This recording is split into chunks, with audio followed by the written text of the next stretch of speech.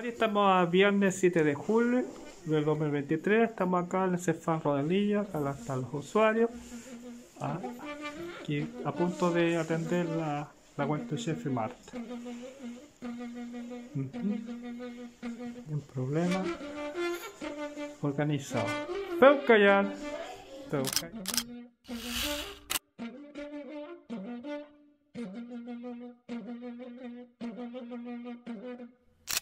Mari, estamos en Cefam Placeres. Estamos a 7 de julio de 2023 en la tarde a las 15 horas. La cuenta de Chef Marta paciente.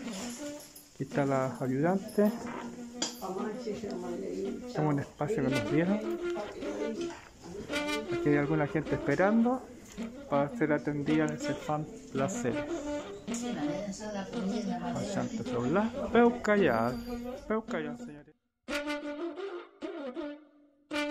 Mari, estamos a 14 de julio de 2023, ya estamos atendiendo.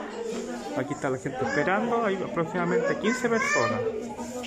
Cefam Barón, esperando la atención de medicina mapuche. Cefam Barón, peu callar.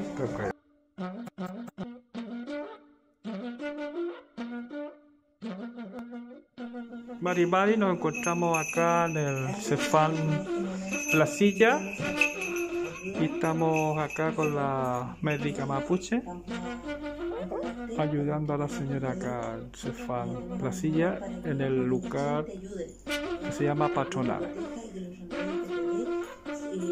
15 de julio de 2023. Peucaya.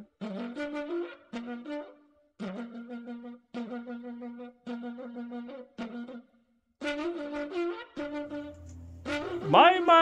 Estamos a domingo 9 de julio. No se descansa ningún día acá. Acá la Keyu Vanessa Chauque Chorría haciendo los preparados de las hierbas especiales. Afanás en la pega.